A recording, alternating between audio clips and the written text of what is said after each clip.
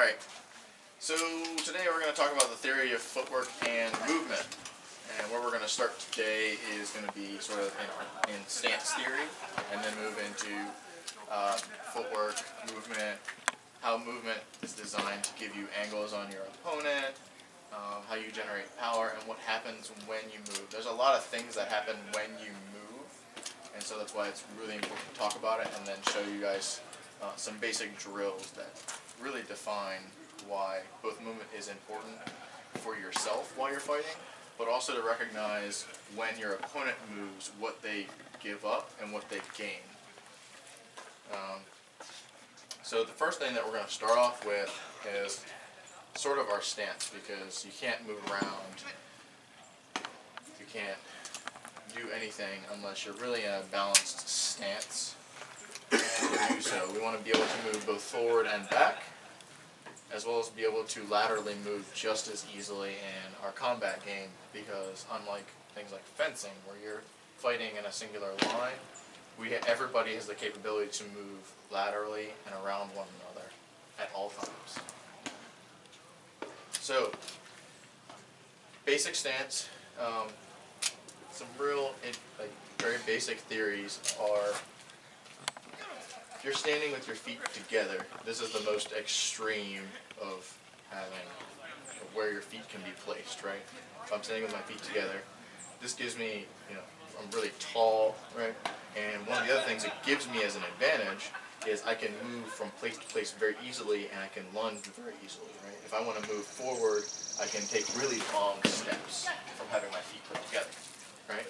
Or if I want to move side to side, I can move my feet side to side, really long steps, right? I can leap from these positions, right? But to that extreme, it takes away a lot of things. What sort of things does having your feet together take away from you? Balance is a big one, right?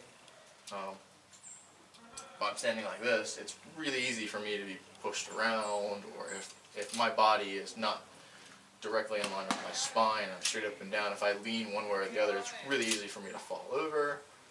It's hard for me to... What's that? You can't generate force. It's a little bit harder to generate force. It's harder to use my hips, right? Absolutely. These are a lot of things that this takes away from me, but understanding this sort of extreme is very important, because the further you get from one way to another, which the opposite would be if I was in like a horse stance, right? If I was real deep into a stance with my feet far apart, right? My balance from side to side is really strong, right? I can move left and right, I can lean left and right without losing a lot of balance. If I'm fighting my opponent like, in a big horse stance, right? I can move forward and back really easily. But to that extent, I lose that capability of just movement, right? I can't really move myself around if I want to move towards my opponent. This doesn't really work out in combat, right? Even if I want to laterally move this way, it's really difficult for me to do that. It takes a lot of energy, and I can't get very far. So it's inefficient. So that's the second extreme. So a really nice balanced stance happens to be somewhere in between those two. But we want the efficiency of a nice balanced stance, not be able to be pushed around, someone just touch you and you fall over. Be able to just lean a little bit and use our upper body, generate force with our hips.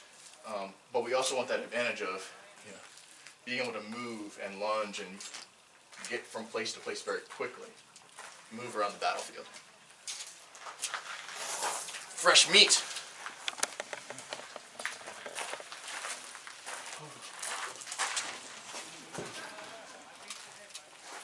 Any questions on that so far?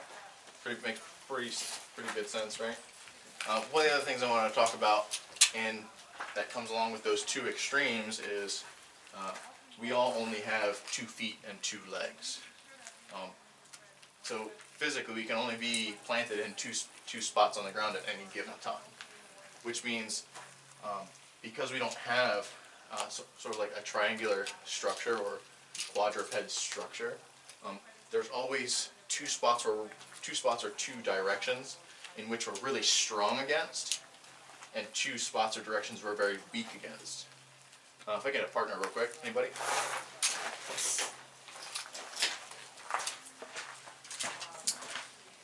Stand any way you like. Okay. So 2 spots where he's very strong against is these directions, right? If I push him in this direction, he can resist me very easily. Right? If I pull him in this direction, he can kind of resist me pretty easily. But opposing to that, if I push him in this direction, he immediately has to move his feet to compensate. Same idea if I pull him in this direction. He has to move his feet in order to compensate for that. So recognizing where your own feet are and recognizing where your weaknesses are and how you have to move to compensate are very important. And vice versa for your opponent. If I have an opponent, I can use that weakness to my advantage. I can force him to either compensate by moving his feet, or he'll just fall over because I'm pushing against his weakness. He may lean back in order to compensate. He might do a lot of very bad things, and I can take really quick and full advantage of that. That's some quick stance theory. Thank you very much. 2 classes in 1. Well, I wanted to go over a little bit of stance, because if you can't stand right, you can't move right? So what we're going to do here is we're going to sort of go over, from the ground up, some basic rules that I like to give people. These aren't hard, these are sort of like some guidelines for you. This isn't to say that they're perfect. Everybody's body type is different, so the way that you stand is going to be different from the way that I stand and be comfortable, from the way that he stands and is comfortable in fighting. And there's a lot of combat situations where you might break or bend some of these rules, but understanding the rules and when you can and should break them is very important. Okay? So, just basic stance. One of the first rules is that your feet should be roughly shoulder width apart when you're standing. You shouldn't walk on a tightrope. You shouldn't be on a balance beam. You should have your feet at least shoulder width apart. Alright? Secondly, your heels from your opponent. So say these cinder blocks is my opponent. I shouldn't have my heels in line with my opponent. What do I mean by that is, this heel is here, and there's a straight line from my opponent to this heel. I should not have a second heel in line with this opponent, right? So my feet are shoulder width apart, but my heels are in line with my opponent. Everybody see that? Understand that? This is very important for lateral movement. It makes it difficult for you to adjust to your opponent and move laterally as needed if your feet are like this. The second thing is your forward foot should have your toes facing your opponent. So if I was fighting, again, against these cinder blocks, trying to get to a position where you guys can see my feet, my toes should be facing the cinder blocks here. I shouldn't have my toes faced out this way towards the field, and I shouldn't have my toes faced out this way towards thrash, right? And this is very important because as I bend my knee, I want my knee to bend towards my opponent to adjust levels, right, and move. If I have my toes pointed out this direction, when I bend my knee, I end up turning this direction. Or if I'm this way, I end up turning this direction, which becomes really awkward. And it becomes a very serious safety issue because now if I go to bend my knee really quick and I'm facing out this way and something comes at me from this direction, I can put pressure on my knee. So those are kind of 3 relatively good rules to follow when you're deciding where to place your feet in relation to yourself and your opponent. Any questions on feet? Cool. Moving up, knees, really quick and simple. Bend your knees to change your level. That's what your knees are there for. If I want to go from high to low, I want to attack somebody more in the hips rather than the shoulders, I just bend my knees, right? Very simple. Your waist, try and keep your upper body above your hips and your feet. Don't lean too far into your weak spots. So like I said, we have our weak points, these directions. Don't lean these directions. It becomes very difficult for you to maneuver once you do that. And finally, your hips and your shoulders, right? So your hips and shoulders kind of move in tandem with one another, left and right. A lot of times when you move your shoulders one way or the other, your hips follow, and vice versa. If you move your hips one way, your shoulders follow. So if I move my hips to the left, my shoulders will follow. And you'll notice this a lot in movement. So as you're taking steps, your hips are going to be moving. They're going to be generating power as you move. And you can use that power to strike somebody. Cool? Alright. Any questions on anything about stance? That's pretty much my review on stance. Just real quick, that you're saying don't lean over those weak directions, but then you do lean over the strong directions. So you can lean over your strong points. You're going down for a hip scoop. Yeah, so you'll see a lot of people when they do something like a hip scoop, they'll bend their knees, and you'll see, like, this is leaning over my forward foot. Strong direction. If I tried to do that and I had my left foot forward, I'd fall over. Alright, so the next thing we're going to start working on is movement, the theory of movement, how you move. First we're going to start with ourselves, personal movement, and then we'll work on how to move in relation to your opponent. The first thing is very simple type of movement, something you do every day, is full step movement, right? It's taking one foot and putting it in front of the other. Seems really simple, right?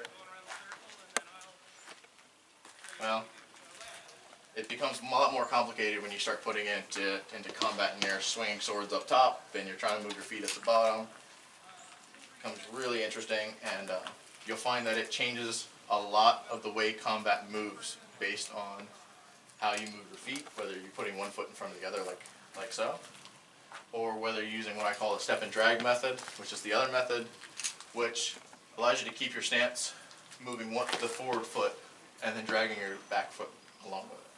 So you're moving your lead foot forward, your back foot follows. Alright? So those two types of movements, quickly assessing their strengths and weaknesses. What do you think is a benefit or a strength to taking full steps, one foot in front of the other? Quick movement, right? Cover more distance. You can cover more distance over a period of time. That's why we run that way, right? We don't hop skip. They don't skip. Anything else? Oh, it changes your, you change how defensive you are, right? With the sword board, if you're taking a full step forward, now your sword foot forward is more aggressive. It changes your stance, right? It changes sword foot forward versus shield foot forward. Which side you can move towards. Right. It changes. So, in reality, it changes everything. Yeah. Right. Allows you to pull stuff out of the way. You know, they're swinging on this side, you step back with that foot. It takes everything that was forward and now puts it back, and vice versa. That's very important to recognize, right?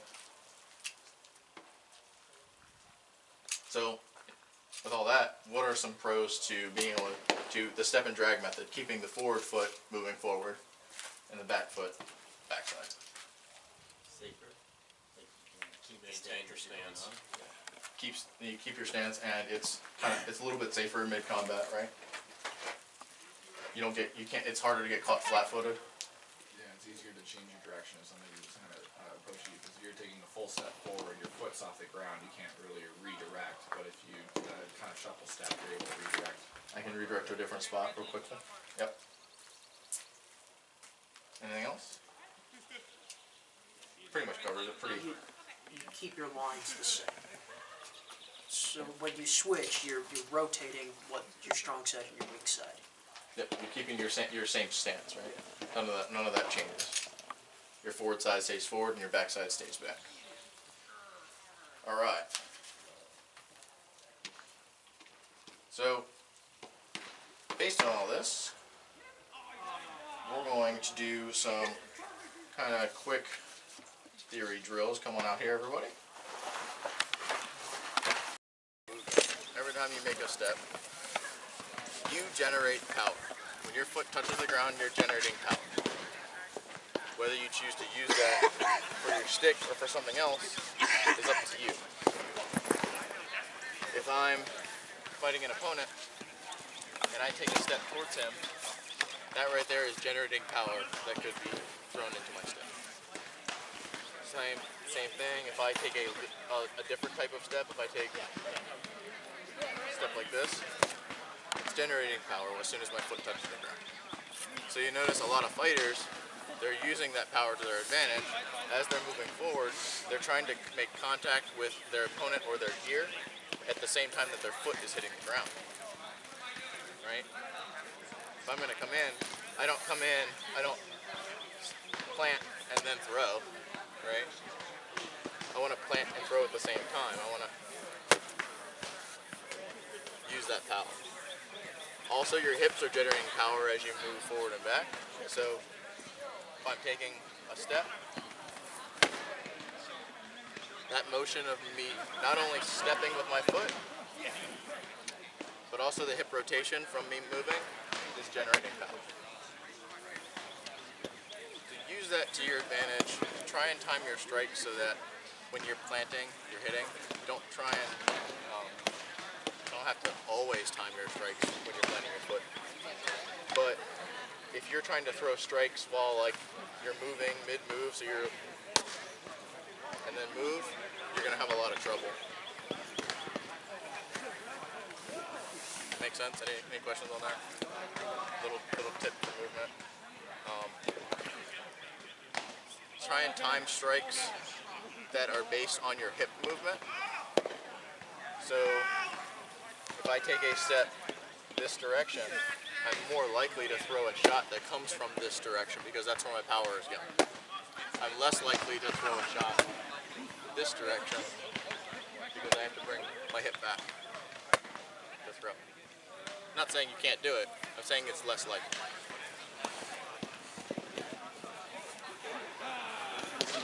Good? Sweet. Alright. No questions at all. You guys got it. Finally, the last thing about movement and striking is when a person is moving, the angles are always changing. That means that let's say that me and him are fighting, and I'm moving this way, and he's following me around, right? I'm always getting a new angle, and he's forced to turn around and follow me. Now, what if he laterally moves with me instead? Now, instead of me circling him, he follows me around, right? There are different angles being generated, and he's trying to compensate for it. He's always following me around. I can use both of those things to my advantage, right? He's always trying to position himself to follow me around. So if I move over here, I can get inside angles, I can get outside angles. Those angles are based on the direction that you move, so they're usually on the opposite side of the movement. So if he's moving to his right, my left, the angles that are being opened are generally going to be on this side, and vice versa. So if he's moving to his left, my right, it's probably going to be much easier for me to strike on his sword side or his right side. So recognize that movement from both yourself and your opponent. Make sense? You think so? Sure? He's like, oh yeah, sure. People move, I throw a strike. Yeah. Yeah, winning games. Sweet. Alright. Yeah. So, it doesn't matter whether you're at a range or close to your opponent, except that it's a little more exponential the closer you get to your opponent. Right? The further I am away, the harder it is for me to really take advantage of those angles when we both move, right? But if I'm even couple inches closer to my opponent, it makes it a lot easier to take advantage of those angles. So what's something we can do to both get closer to our opponent and move laterally? 45-degree step. Step at a 45-degree angle, right? Pretty, right? Instead of stepping just left and right, or forward and back, let's do both at the same time, right? Make sense? In response, what's the quickest way to get away from somebody? Straight back. What's that? Straight back. Anybody else? Lateral back. Which direction? If you're moving this way, I'm gonna want to move this. Right. Because where's my sword? My sword's coming this way, right? My sword's on the right side of my body. So in order to get to him, it has to come from the right side of my body that way. So when you're trying to escape your opponent, it's important that you try and move laterally and not forward and back. The second reason for trying to escape your opponent, or when you're trying to escape your opponent from moving laterally, is it forces them to change direction. Okay? If we're playing this game where I'm chasing him, right, and he's trying to move back away from me in a line, I can run forward faster than he can run backwards, relatively speaking. There's some anomalies out there. I've seen some people run backwards real quick. But if he moves laterally when I go to step forward, I now have to change my direction in order to follow him around. And that might include, like, instead of step and drag, change my stance and keep it going, right? So this movement becomes very important in both trying to get strikes on your opponent and defending yourself. Right, so we're going to kind of go over that a little bit. We're going to do a drill called circle strike. Anybody done this drill yet? Yeah, Thrash knows how to do this drill. So the way this drill works is you're going to have a defender and an attacker. I'll be the attacker. The defender is going to be, imagine he's in the middle of a circle. So there's a circle all the way around him. Goes all the way around and comes back around. Okay. As the attacker, what I'm going to do is I'm going to lunge in and strike. I can lunge in any direction that I want. I can lunge in straight on, so I can lunge in and strike. He's going to stay put in the middle of the circle, so you're not allowed to move from your position. I didn't tell you that. So you're in the middle of this circle. You're not allowed to move from your position. I'm on the outside of the circle, and that circle is roughly 1 step's distance away from you. I'm going to take a step in. I'm going to move. I can move straight in, so I can here, and then from here, what I'm going to do is I'm going to move laterally out of his range as he strikes back. So he's going to strike back at me, but most importantly, I want to end up roughly 30 degrees on this circle to the next position. And then from here, I'm going to step in and step back out on that circle. Alternatively, I could step in at an angle and then step back out straight on the circle. And we're going to do this all the way around.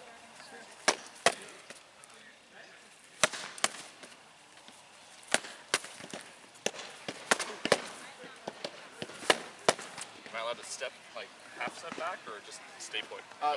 Try and keep like 1 foot planted, so keep your sword Okay. foot planted, and you can move your other foot around and just turn to face your opponent. Any questions on that? So what we're going to do is, what's that? The direction you move away is like the primary, secondary, tertiary attack. The direction you move away is supposed to help eliminate the tertiary normally, isn't it? It's supposed to eliminate his response, right? So you notice that I came in and I struck, right? And as he responded, I'm moving out of his range. So the idea here is I want to get into his range, and I want to lessen his response towards me by getting out of it immediately. Make sense? The attacker will do 1 circle, and then you'll switch places, and then the new attacker will do a whole circle. Okay? And lunge closer to one another. Just because it's really difficult to hit people when they have a board, so you need to get closer. Good? Sweet. Alright, so the next drill we're gonna do, since you guys love doing drills right now, we're gonna do essentially 3-step, but a little bit slower. We're gonna try and identify like lateral movement, important lateral movement for 3-step. Who has done 3-step? That's probably the same people, right? Okay. So 3-step, if I get you over here. We're gonna start out in roughly like block strike range. If I'm the attacker, what I'm going to do is I'm going to take a step towards him, and I'm going to throw a strike, and he's going to defend against it. And I'm going to do that 3 times in a row. Okay? Block, block, block, it's back step. Yep, so he's going to follow my movement, and he's going to block my attacks. And once we're done, once I've made 3 strikes and he made 3 blocks, he's going to return the favor. He's now become the attacker, and he's going to return back on me 3 times. So slowly it looks like this. So I'm like 1, 2, 3, and then he becomes the attacker. 1, 2, 3, right? And then I'm the attacker now. 1, 2, 3, and then he becomes the attacker.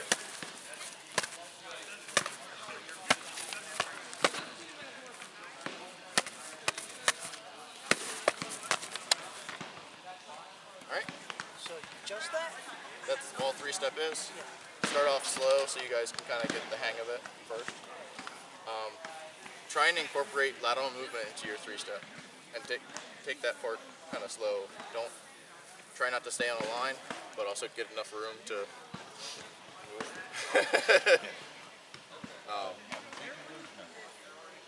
No, this is just imagine block strike with moving and throwing more times.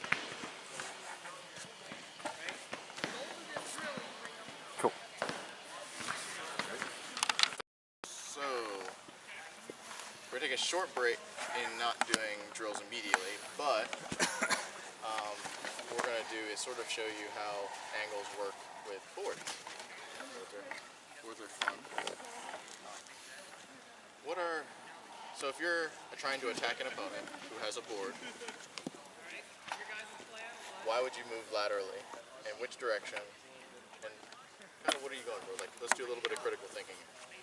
What are some things you would look for when you're moving laterally and trying to hit an opponent with a board? If they're left or right-handed. Okay, dude. Come on over here. Right. So, is everybody right-handed here? No. I'm a lefty. We got a lefty, sweet. All right. So if we're matched off, and we just go forward and back, right? It's really hard to get past a board, right?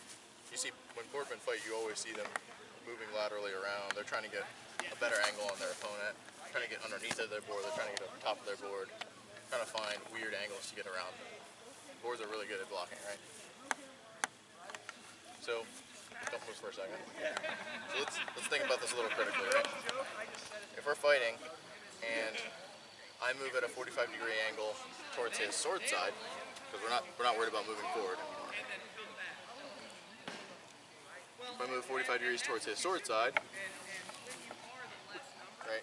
What happens to all of my angles? I get really great angles to them, right? You get horrible angles on the outside and wonderful on the inside.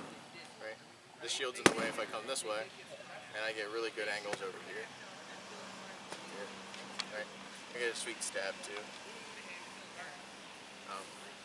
If I move 45 degrees this way, the opposite effect happens, right? The shield's in the way over here, but I get a sweet butt scoop, and I can also go around to the backside. And his sword's way away from you. And his sword is way away. That's it. That's the third point that's very important, is that when you're retreating from somebody who has a board, you can retreat to their board side and not have to worry about their sword anymore. Right? So what does that do for me defensively, going both sides? Right? If I go 45 degrees this way, defensively, what does that do for me? It moves everything on your board side out of reach. He can't wrap that side. How about on my other side? Not terrible. So in moving to that position, I don't give up a whole lot, right? Unlike the person that's standing still, which isn't going to happen the whole time, but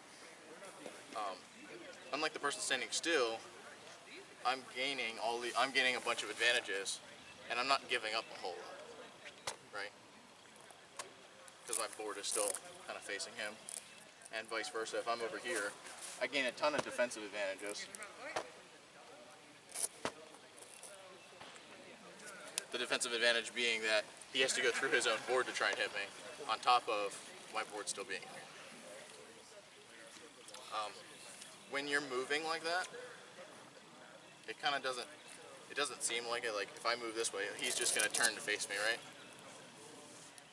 But in combat's done in microseconds, little tiny pockets of time, so that I may move into this position and I might get a strike off. So if I strike as soon as my foot lands, and then he turns to face me, it doesn't matter anymore. I've already hit him.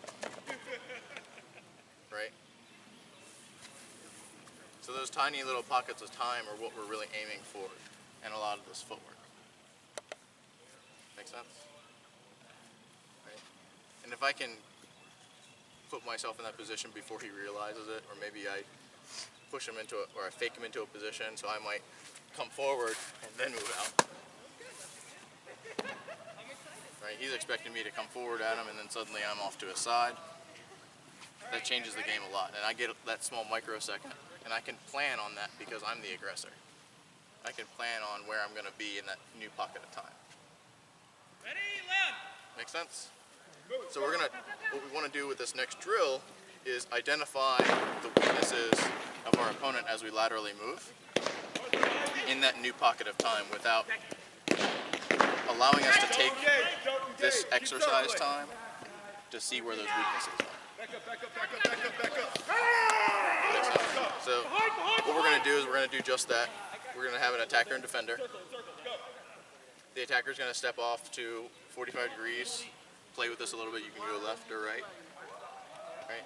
And just have the defender just kind of hang out and say, okay, this is where you can identify the weak spots here. You can identify the weak spots here. Identify the weak spots here. And then switch roles. A lot of your guys' gear is a little bit different from one another, so you'll notice that based on gear, you'll see different results. Punch shields are a little bit different. The way he holds his shield is a little bit different. You see how he holds it like up and angled a lot. So, a quick lateral move over here for a shoulder shot won't work out as well on him, even if I try and get this advantage. But something like a hip scoop would be much more beneficial to me, whereas somebody else is definitely going to get hit by that shoulder shot. So let's do a quick intro sword and board drill for lateral move. About 10 minutes left for discussion, or anything you guys want to go over. If there's something that maybe you wanted to be a part of this class, or if you guys have any questions. It doesn't matter what I do because I'm sure that I'm going to find out. I'd like to know a bit more about how you manipulate your opponent into. So that's just why I'm close to my boss. Great.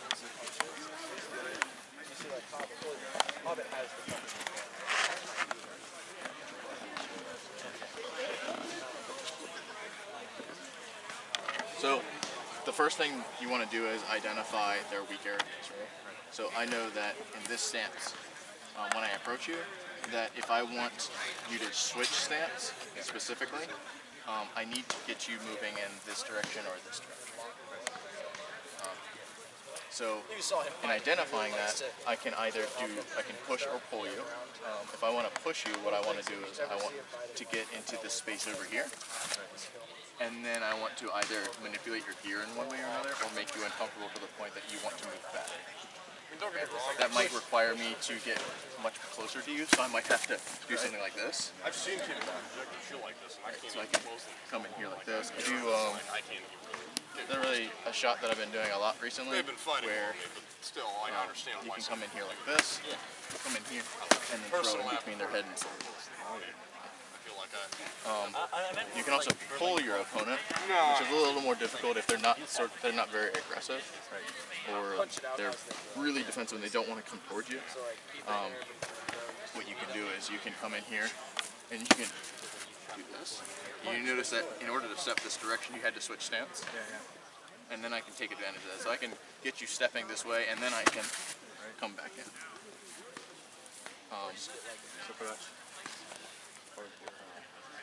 Yeah, so I come in like this, and then I'm moving back this way. So you want to make sure so that you're attacking my strong angle. Right. So if you did that, I could just move Okay. and not change my stance. Right. You want to step. Oh, I wanna move You want to this step over here. Yeah, so I step in like this. Right. So now, in order for me to chase you anywhere, if I want to strike at you, Yeah. I have to move this foot. Right. Interesting. Because if I do this, then you just hit me in the shoulder. Right. And yeah, if you move that way, your foot's off the ground a lot. Right? Yeah, and Over here. I have an awkward position where it's real difficult for me to strike at you, right? I have to do weird stuff, and I have to take another step in order to reposition. I see. So just from a natural point of view, like in combat, when people aren't gonna be like, okay, well, I need to move my foot over here, and then I do this weird dance in order to get repositioned. They're just gonna go to the most comfortable position they have, which is just step that direction. Right, right. Okay. So that's the kind of push and pull method you can use. For Florentine fighters, either for or against, would it just be variations on the circle drill effectively? Yeah, so you can use that circle drill for sword and board. You can use it for Florentine, to go different directions. So a lot of times with Florentine, your toe pointed towards your opponent. With Florentine, I give it sort of a little bit of an exception in that you don't have to point your toe directly towards your opponent's center line. You can point it towards your target area. So if you're, as a Florentine, a lot of times you want to isolate an area. So you want to isolate their weapon arm. So when you're fighting, you can kind of step over here and point your toes towards my weapon arm rather than my center line, which gives you an easier time isolating my weapon. Okay. Because that's the direction we're going to go. We talked about, the reason that we point our toes towards our opponent's center line is because that's the direction we want our knee to bend to. It's easier for you to manipulate my arm and isolate my sword. And against flow fighters? In which case, for lateral movement, Yeah. so you want to identify, again, you want to isolate both of their swords on the same side of their body. So if you put up your guard in any fashion, so from here, what I would probably identify is I want to move in this direction and isolate both of your swords to this side of my body. So I could throw here and isolate it so that I have an easier time dealing with both of your swords at the same time. Does that make sense? Vice versa, and because your swords are kind of both in the same plane towards me, I could easily isolate it this way and still fight you. So that sword has a really far distance to come towards me and fight me, and then this one is the one I'm really worried about. So against flow fighters, never engage straight on, try and angles? Yeah. I mean, in reality, we're always trying to get better angles on our opponent in any weapon combination. But I think for against flow and for flow, it's even more important because you have to be very careful. As a flow fighter, you have to be very careful not to let your weapons both get isolated on one side of their body. And against a flow fighter, you're always trying to do that. It's really difficult for me to fight a flow fighter like this, right? I have to worry about both sorts of two sides of my body. Any other questions?